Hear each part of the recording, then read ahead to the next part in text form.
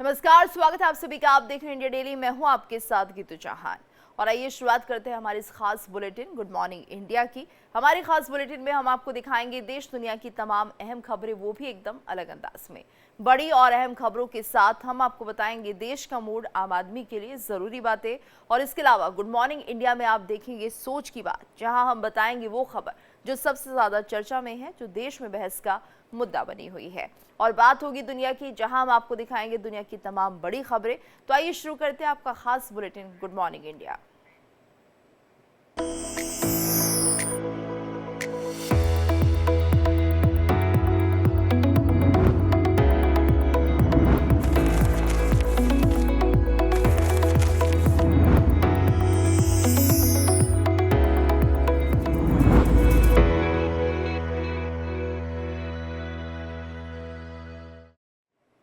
और आइए अब आपको बता देते हैं कि आज इस खास कार्यक्रम में क्या कुछ खबरें आपके लिए रहेंगी। तो बुलेटिन में सबसे पहले बात होगी सीएम योगी आदित्यनाथ की।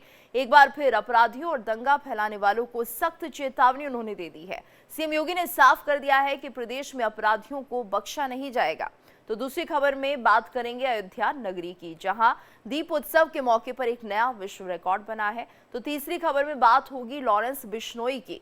अमेरिका की कैलिफोर्निया में रोहित गोदारा गैंग ने लॉरेंस बिश्नोई गैंग के हरी बॉक्सर पर हमला करवाया है। और आखिरी खबर में बात होगी राष्ट्रपति ट्रंप की, जहां अमेरिकी राष्ट्रपति डोनाल्ड ट्रंप ने जेलेंस्की को रूस के प्रस्ताव को स्वीकार करने की सलाह दी है। तो ट्रंप ने चेतावनी दी कि अगर यूक्रेन रूस की शर्तें नहीं मानेगा तो पुतिन यूक्रेन को तबाह कर देंगे। तो ये चार बड़ी खबरें जिन पर हमारी नजर बनी रहेगी।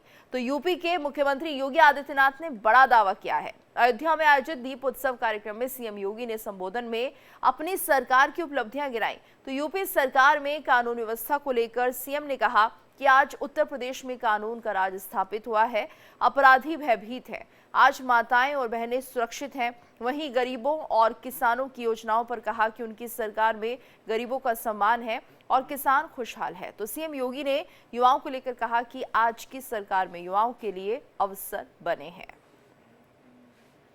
तो सीएम योगी आदित्यनाथ की ये बड़ी बातें हैं और सीधे तौर पर उन्होंने प्रदेश से जुड़ी हुई ये बातें कही दीपोत्सव का कार्यक्रम, और उसी दौरान सीएम योगी आदित्यनाथ ने ये बयान दिया है कि किस तरह से उत्तर प्रदेश का माहौल है। और इस वक्त हम देख रहे हैं कि यहाँ पर यूपी में कानून व्यवस्था बहुत ज़्यादा बेहतर हो गई है। सीएम ने कहा कि आज उत्तर प्रदेश में कानून का राज स्थापित हुआ है, अपराधी डरे हुए हैं, आज माताएं और बहनें सुरक्षित हैं। वहीं गरीबों और किसानों की योजनाओं पर कहा कि उनकी सरकार में गरीबों का सम्मान है और किसान खुशहाल है। सीएम योगी ने युवाओं को लेकर यह भी कहा कि आज की सरकार में युवाओं के लिए अवसर है। दीपोत्सव कार्यक्रम में सीएम योगी आदित्यनाथ ने बड़ी बातें कही हैं, जिसमें उन्होंने कानून व्यवस्था को लेकर अपनी बात रखी, युवाओं को लेकर कहा कि आज युवाओं के लिए प्रदेश में कई अवसर हैं। तो ये तमाम बातें जिनका जिक्र करते हुए वो नजर आए। दीपोत्सव का ये भव्य कार्यक्रम हुआ और इस दौरान सीएम योगी आदित्यनाथ अयोध्या में थे, जहाँ पर उन्होंने ये बड़ी बातें कही हैं। तो देश को लेकर उन्होंने ये बात कही और कहा कि गरीब का सम्मान हो रहा है, किसान खुशहाल हैं और इसके साथ साथ प्रदेश में कानून व्यवस्था किस तरह से बेहतर होती जा रही है और महिलाएं बहनें सुरक्षित हैं। अपनी सरकार की उन्होंने उपलब्धियां गिनाई है। उत्तर प्रदेश सरकार किस तरह से काम कर रही है, महिलाओं बहनों के लिए किस तरह से काम कर रही है, उनकी सुरक्षा को लेकर कानून व्यवस्था क्या है उत्तर प्रदेश में, साथ ही युवाओं के लिए किस तरह से रोजगार के नए अवसर पैदा हो रहे हैं। ये तमाम बातें जिनका उन्होंने जिक्र किया। तो गरीबों के सम्मान की उन्होंने बात की, साथ ही कहा कि किसान खुशहाल हैं। सीएम योगी आदित्यनाथ ने दीपोत्सव में ये बड़ी बातें कही हैं और यहाँ पर जिस तरह से उन्होंने प्रदेश के लिए उपलब्धियां गिनाई है कि किस तरह से यूपी आगे बढ़ता हुआ दिखाई दे रहा है, सरकार लगातार काम कर रही है। किसानों का जिक्र उन्होंने किया कि किस तरह से किसानों के लिए सरकार खुशहाली लेकर आई है। इसके अलावा जो गरीब हैं उनके लिए बेहतर अपॉर्चुनिटीज़ हैं, उनकी भी सरकार व्यवस्था कर रही है। साथ ही गरीबों का सम्मान किया जा रहा है और युवाओं के लिए रोजगार के नए नए अवसर हैं। माता बहनें सुरक्षित हैं। उत्तर प्रदेश में कानून व्यवस्था किस तरह से बेहतर होती जा रही है और जो अपराधी हैं उनके अंदर डर का माहौल है, खौफ में अपराधी इस वक्त आ चुके हैं, क्योंकि जो यूपी की कानून व्यवस्था है वो अपने आप में जिस तरह से निरंतर आगे बढ़ती हुई दिखाई दे रही है, कानून व्यवस्था दुरुस्त होती हुई दिखाई दे रही है, उसे देखकर यही कहा जा सकता है कि आज अपराधियों के मन में खौफ बसा हुआ है। और ज्यादा जानकारी के लिए बात करेंगे, हमारे साथ ब्यूरो चीफ अभिषेक पांडे जुड़ गए हैं। अभिषेक, सीएम योगी आदित्यनाथ ने बड़ी बातें कही हैं दीपोत्सव के दौरान और उन्होंने यहां पर कानून व्यवस्था का जिक्र किया, कहा माता बहनों के लिए किस तरह से उत्तर प्रदेश सुरक्षित हो गया है, रोजगार को लेकर उन्होंने कहा युवाओं के लिए बेहतर अवसर है। इसके अलावा और क्या कुछ कहा है उन्होंने? देखिए, कल का दीपोत्सव एक बहुत बड़ी उपलब्धि थी सरकार के लिए। वर्ल्ड रिकॉर्ड्स तो बने ही बने, लेकिन जो मंच तैयार था उस मंच से मुख्यमंत्री ने बहुत सारी ऐसी बातें कही है अपने विरोधियों के लिए, अपनी सरकार के लिए, अपने लोगों के लिए। खुले तौर पर उन्होंने कहा कि हमारी सरकार जब से आई है तब से गरीबों के लिए काम हो रहा है यहाँ पर। और पिछली सरकारों में अपने निजी फायदे के लिए आयोजन होते थे, निजी फायदे के लिए काम किया थे। उन्होंने सीधे तौर पर अखिलेश यादव यानी पिछली समाजवादी पार्टी की सरकार को निशाने पर लिया और ये कहा कि हम दीपोत्सव करा रहे हैं, इससे लोगों को तकलीफ हो रही है, जबकि पिछले सरकारों में महोत्सव कराए जाते थे। सैफई महोत्सव का उन्होंने जिक्र कर दिया। साथ ही साथ जो तमाम सरकार की जो योजनाएं हैं, आवास की है, उज्ज्वला योजना है, इसके अलावा जो डीबीटी यानी डायरेक्ट बेनिफिट ट्रांसफर के माध्यम से जो लोगों को जो फायदे पहुंचाए जा रहे हैं उसका जिक्र किया और उन्होंने कहा कि लोगों को इससे फायदा मिल रहा है। सीधे तौर पर देखिए, दीपोत्सव का मंच था, हजारों लाखों लोग उनको वॉच कर रहे थे, देख रहे थे और इस मंच से उन्होंने अपने 8 साल की सरकार की जो तमाम उपलब्धियां थी उसको सबके सामने रख दिया। बिल्कुल अभिषेक, और खासतौर से यहाँ पर हमने देखा कि सीएम योगी आदित्यनाथ किस तरह से समाजवादी पार्टी को निशाने पर लेते रहे। उन्होंने कहा कि राम भक्तों पर गोलियां चलवाई गई और साथ ही कहा कि हम दीप जलाते हैं, उन्होंने गोली चलवाई। और बाबर का भी जिक्र उन्होंने किया कि किस तरह से बाबर के सामने वो सजदा करते हुए नजर आए। और इस दौरान हमने देखा कि एक तरह से समाजवादी पार्टी को उन्होंने निशाने पर लिया। देखिए, कल की जो सबसे बड़ी बात जो है जिसको हम कह सकते हैं मुख्यमंत्री योगी आदित्यनाथ की तरफ से जो कही गई वो यही थी कि दीपोत्सव को लेकर के जो सवाल उठे हैं। आपको याद होगा तकरीबन एक दिन पहले ही अखिलेश यादव ने प्रेस कॉन्फ्रेंस में इस बात का जिक्र किया था कि इतने दिए जलाने की कोई आवश्यकता नहीं है, बहुत सारे लोग हैं जो क्रिसमस को उदाहरण के तौर पर उन्होंने सामने रखा था। तो इसके जवाब में मुख्यमंत्री ने कहा कि लोगों को अब दीपोत्सव से भी परहेज है। एक तरीके से अखिलेश यादव को एंटी हिंदू एलिमेंट के तौर पर उन्होंने दिखाया कि हिंदुओं के त्योहारों से बहुत सारे लोगों को तकलीफ होती है। दीपोत्सव इतना बड़ा आयोजन हो रहा है, इससे लाखों लोगों को फायदा हो रहा है, लेकिन ये नहीं दिखाई दे रहा है। लोग अपने निजी फायदे के लिए पहले अपने लिए महोत्सव कराते थे, फिल्म स्टार्स को बुलाते थे। उन्होंने नेताजी मुलायम सिंह यादव के बर्थडे का भी जिक्र कर दिया। उन्होंने कहा कि उनके जन्मदिन के लिए लंदन से एक बग्घी मंगाई गई थी जिसमें वो सवार होकर के केक काटने गए थे। तो ये तमाम बड़ी बातें थी जो उन्होंने सीधे तौर पर अखिलेश यादव और समाजवादी पार्टी को निशाने पर लेते हुए सामने रखती थी। बिल्कुल। और अभिषेक, ये भी देखिए कि कई बड़ी बातें तो उन्होंने कही है, लेकिन यहाँ पर जिस तरह से लगातार हम ये भी देखते हैं कि अखिलेश यादव कुछ ना कुछ ऐसा बयान दे देते हैं जो चर्चा में रहता है। और ख़ासतौर से जब हिंदुओं के पर्व आते हैं तो ज़रूर इस तरह का कोई बयान देते, जैसा कि अभी आपने भी बताया कि यहाँ पर अखिलेश यादव ये कहते हुए नजर आ रहे हैं कि इतने दियों की बर्बादी करने की क्या ज़रूरत है। तो आखिर क्या समाजवादी पार्टी जानबूझकर इस तरह के बयान देती है और जो ये आयोजन किए जाते हैं उनमें अपने आप को एक तरह से किसी एक धर्म को लेकर वो ये दिखाने की कोशिश करते हैं कि वो उनके ज्यादा हितैषी हैं? देखिए, इन्हीं बातों की वजह से अखिलेश यादव का जो प्रेस कॉन्फ्रेंस के बाद बयान आया था कि इतने दिए जलाने की आवश्यकता नहीं है, एंटी हिंदू के तौर पर उनको प्रोजेक्ट किया गया। बीजेपी की तरफ से तमाम रिएक्शंस आए, काउंटर रिएक्शंस आए। तमाम सोशलिस्ट लोगों ने कहा कि अखिलेश यादव को आखिर तकलीफ क्या है, लाखों लोगों को रोजगार मिल रहा है। यानी अगर अयोध्या में दीपोत्सव के कार्यक्रम में एक हफ्ते में लाखों लोग अयोध्या आ रहे हैं, खरीदारी कर रहे हैं, कुम्हारों को दिए बनाने का मौका मिल रहा है, बहुत सारा रोजगार भी क्रिएट हो रहा है। तो लोगों ने इसको लेकर के अखिलेश यादव का एक तरीके से उनको क्रिटिसाइज भी किया है। देखिए, अखिलेश यादव को पता है कि उनको पीडीए को साथ में लेके चलना है। पीडीए में उनके लिए सबसे बड़ी जो बात है वो ए से आती है, यानी माइनॉरिटी से, अल्पसंख्यकों से आती है। ऐसा नहीं कि अखिलेश यादव पूरी तरीके से हिंदू विरोधी है, लेकिन उनको पता है कि उनको फायदा कहां से है, इसीलिए वो इस तरीके के बयान दे रहे हैं। बिल्कुल, यानी ये माना जाए कि राजनीति से बहुत ज्यादा प्रभावित, जिसके चलते इस तरह की बयानबाजी सामने आती है। लेकिन कहीं ना कहीं अखिलेश यादव इस दौरान खिलते भी नजर आए। खुद सीएम योगी आदित्यनाथ ने समाजवादी पार्टी को घेरा है। धन्यवाद अभिषेक इस पूरी जानकारी के लिए।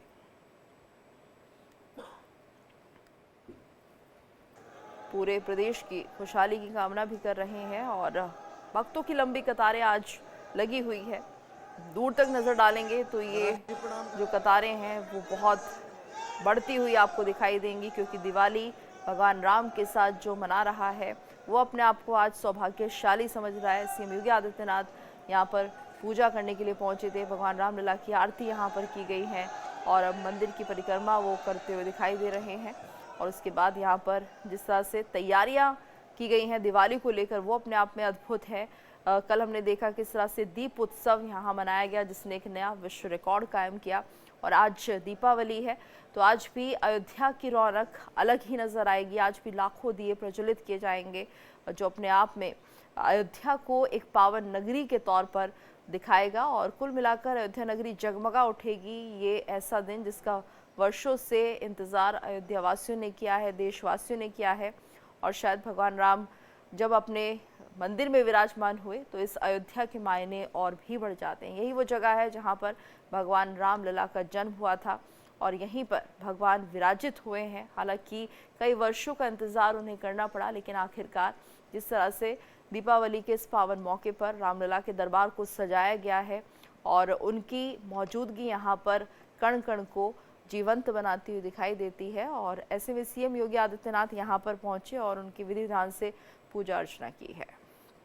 तो तस्वीरें लगातार हम आपको दिखा रहे हैं। अयोध्या की रौनक अपने आप में अद्भुत और अद्वितीय है। अगर बात करें दीपोत्सव 2025 की तो हम देख रहे हैं पिछले 8 सालों से इस उत्सव को मनाया जा रहा है और इसी बीच यहाँ पर मंदिर का निर्माण भी हुआ, जिसके चलते दिवाली और भी ज़्यादा खास हो गई है। और ऐसे में भारी तादाद में जो भक्त हैं आज के दिन अयोध्या पहुँचते हैं, चाहते हैं भगवान राम के साथ वो दिवाली मनाएं और यहाँ पर जो पूरा माहौल है वो राममय हो जाता है। तस्वीरें हम आपको लगातार दिखा रहे हैं। अयोध्या से सीधी तस्वीरें, सीएम योगी आदित्यनाथ यहाँ पर पहुंचे, पूजा अर्चना की, आरती उतारी भगवान रामलला की और उसके बाद वो आगे बढ़ते हुए दिखाई दे रहे हैं। मंदिर की परिक्रमा भी उन्होंने की है। तो यहाँ पर जिस तरह से दिवाली को लेकर तैयारियाँ की गई हैं वो अपने आप में अद्भुत है। और तस्वीरें लगातार सामने आ रही हैं। एक लंबा संघर्ष राम मंदिर को स्थापित करने के लिए, और जो लोग इस संघर्ष के दौरान अपने प्राण न्योछावर कर गए उन्हें भी आज देश याद करता है, क्योंकि अगर वो नहीं होते, वो कार सेवक जिन्हें गोलियों से भून दिया गया था, और उनकी स्मृति भी आज इस मंदिर के योगदान में सर्वोपरि है और उन्हें कभी भुलाया नहीं जा सकता है। तो दीपावली का ये पावन पर्व भगवान राम की नगरी अयोध्या में, और लगातार तमाम श्रद्धालु भगवान राम के दर्शन करने के लिए दूर दूर से यहाँ पर पहुँच रहे हैं और शायद इसी दिन का इंतज़ार करते हुए ना जाने कितने ऐसे महान संत जो लगातार ये संघर्ष करते रहे कि यहाँ पर अयोध्या में इसी जगह भगवान राम के मंदिर का निर्माण हो। शायद उनका संघर्ष रंग लाया और आज दिवाली अयोध्या में ही मन रही है, रामलला के साथ मन रही है। वो रामलला जो कभी टेंट में रहा करते थे, आज उन्हें उनका अपना घर मिला है और ऐसे में दिवाली का ये उत्सव और भी ज़्यादा ख़ास हो जाता है, क्योंकि भगवान राम अयोध्या के राजा हैं और उनकी नगरी में उनके आगमन के पर्व को लेकर जब दीप उत्सव मनाया जाता है। और ये देखिए तस्वीर आ रही हैं, सीएम योगी आदित्यनाथ बच्चों से ख़ास लगाव रखते हैं और यहाँ पर भी एक बच्चे से वो बात करते हुए नज़र आ रहे हैं और ये उनका एक अलग ही रूप है जो हमें हमेशा दिखाई देता है। तो यहाँ पर सीएम योगी आदित्यनाथ अयोध्या में पूजा अर्चना करने के लिए पहुंचे और भक्तों की लंबी कतार के बीच एक बच्ची को वो हाथ हिलाते हुए दिखाई दे रहे हैं। और देखिए यहाँ पर किस तरह से बच्चों को टॉफ़ियाँ वो बांटते हैं। और इस वक्त हमारे साथ अयोध्या से संजीव आज़ाद भी जुड़ गए हैं। संजीव, फिलहाल हम देख रहे हैं तस्वीरें सीधे अयोध्या से आ रही है, जहाँ पर सीएम योगी आदित्यनाथ मंदिर में पूजा अर्चना करके बाहर आ रहे हैं और साथ ही साथ उन्होंने एक बच्ची से यहाँ पर मुलाकात भी की है। छोटी सी बच्ची है, लेकिन सीएम योगी का जो ये बच्चों का प्रति प्रेम है वो अद्भुत है और वो दिखाई भी दे रहा है। संजीव, आवाज आ रही है आपको? तो देखिए तस्वीरें सामने आ रही है और सुरक्षा व्यवस्था चाक चौबंद है। उसी का जायजा यहाँ पर सीएम योगी आदित्यनाथ ले रहे हैं कि भक्तों को कोई परेशानी ना हो, क्योंकि दिवाली के दिन हम देखते हैं कि लगातार जो भीड़ है वो बढ़ जाती है। भगवान राम के इस उत्सव में शामिल होने के लिए दूर दूर से भक्त पहुंचते हैं। दिवाली के दिन को बेहद खास माना जाता है, क्योंकि इसी दिन भगवान राम अयोध्या नगरी वापस लौटे थे 14 वर्ष के वनवास के बाद, और इसलिए आज का दिन सभी के लिए खास होता है। सीएम योगी आदित्यनाथ यहां पर पहुंचे थे और यहां पर पूजा अर्चना की गई है। चलिए आगे बढ़ते हैं। कुख्यात गैंगस्टर लॉरेंस बिश्नोई के करीबी हैरी बॉक्सर पर अमेरिका की कैलिफोर्निया राज्य में जानलेवा हमला किया गया और इस हमले की जिम्मेदारी रोहित गोदारा गैंग ने सोशल मीडिया पर खुले तौर पर ली है। तो गैंगस्टर रोहित गोदारा ने एक पोस्ट में दावा किया कि गोलीबारी अमेरिका के फ्रेस्नो शहर में हाईवे 41 के 127 एग्जिट के पास हुई है। हैरी बॉक्सर को निशाना बनाते हुए हमला किया गया, जिसमें उसका एक साथी मौके पर ही मारा गया, जबकि एक अन्य घायल है और अस्पताल में भर्ती है। गोदारा ने दावा किया कि हैरी बॉक्सर खुद कार की सीट के नीचे छिप गया था और घायल साथी को छोड़कर भाग गया। हमले को लॉरेंस बिश्नोई और इसके समर्थकों के खिलाफ चेतावनी बताया गया है। रोहित गोदारा ने पोस्ट में लिखा कि अब कोई भी इस गैंग से जुड़ेगा तो अंजाम भुगतने के लिए तैयार रहे। ये पहला मौका नहीं है जब भारतीय गैंगस्टर्स ने विदेशी धरती पर हमलों को अंजाम दिया है। इससे पहले कनाडा, पुर्तगाल और अब अमेरिका में फायरिंग की घटनाएं सामने आ चुकी हैं। ये घटनाएं दिखाती हैं कि लॉरेंस बिश्नोई और रोहित गोदारा गैंग के बीच दुश्मनी अब अंतर्राष्ट्रीय स्तर पर पहुंच गई है। हैरी बॉक्सर वही गैंगस्टर है जो लॉरेंस बिश्नोई गैंग की तरफ से देश विदेश में हुए हमलों की जिम्मेदारी सोशल मीडिया पर लेता रहा है। उसका नाम कई गैंग वॉर से जुड़ा हुआ है और वो खुद को लॉरेंस का करीबी मानता है। तो विदेशों में हो रही इन वारदातों के बाद भारतीय सुरक्षा एजेंसियां और इंटरपोल अब इन गैंगस्टर्स की गतिविधियों पर नजर बनाए हुए है। ये साफ है कि इन गैंग्स के बीच वर्चस्व की लड़ाई अब सिर्फ भारत तक सीमित नहीं रही है।